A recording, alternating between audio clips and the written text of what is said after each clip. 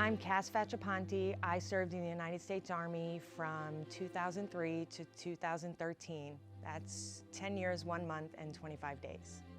For me, serving was always something that I wanted to do. My parents raised us to be patriots and to have love of country. And the Army was really a no-brainer. I'm a West Point graduate, and that was kind of chosen for me.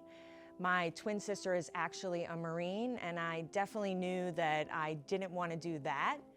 But going to West Point was an absolute dream, and being commissioned as a second lieutenant in the United States Army was something that was just a way for me to serve, give back to my country, and to also follow in my father's footsteps as a police officer in the Military Police Regiment. After graduating from West Point, I got my first selection, and I was fortunate enough to be stationed in Germany. I kind of bounced around there. I was in Mannheim, Heidelberg, Ansbach. From there, I deployed to Afghanistan from 2005 to 2006. I was all over Afghanistan. It was probably the best time I ever had in the military, just that solidarity and camaraderie and doing such an amazing assignments as being the Regional Command East, Afghanistan National Police trainer.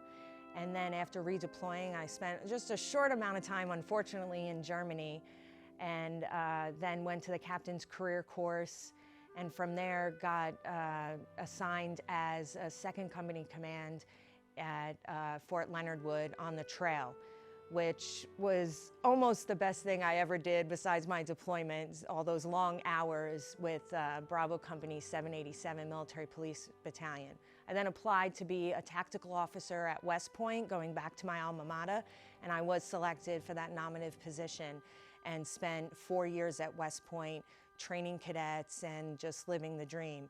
Unfortunately, I was then medically retired and retired out of West Point on July 25th, 2013 as a major, basically ending my active duty military career. I think the best part about being deployed so early on in OEF in 2005, 2006 was that we didn't have all the amenities that people had later on. So we didn't have the Starbucks or the cell phones or, you know, even a mail system. 2005 was just so long ago in the infancy of the war. So, you know, being together was one of those things that made it so special, being together for 14 months just with one another. And I think that's what makes the military special. So my company of 163 military police soldiers was split up on 11 different, you know, now they call them FOBs, but back then they just call them land, you know? So our mission was combat patrols. When they say women, you know, are finally in combat, we were. I mean, how else would we get injured?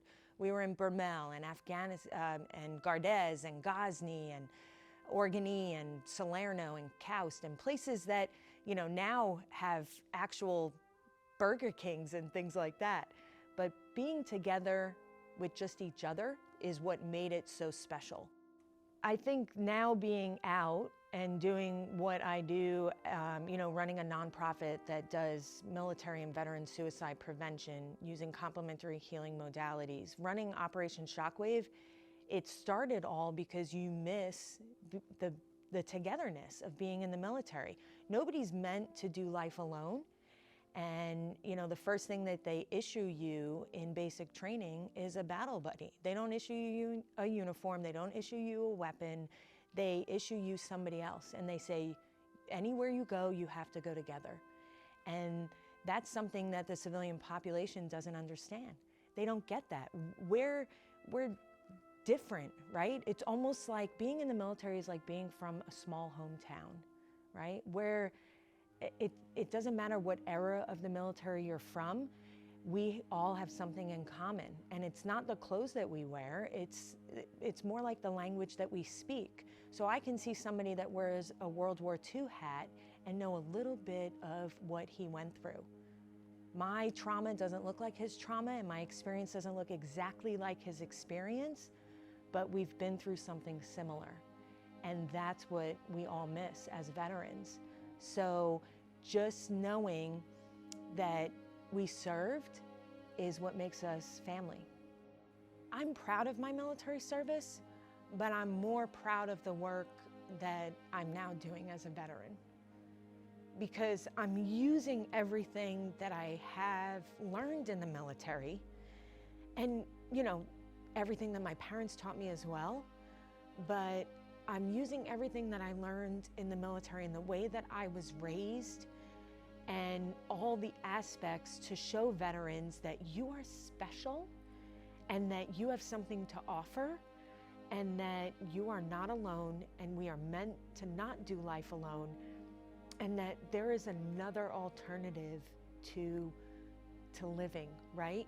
Because life is not about just surviving, life is about thriving. And the military taught us how to do that through all adversities, through everything that life throws at us, whether you're overseas or you're home, whatever the battle is, that you can win. And I think that that's what's important, because being a veteran is powerful. Being a military person is powerful. And I think that that's what I'm most proud of. My service, but also being a veteran and helping other veterans, because it's my way to continue to serve.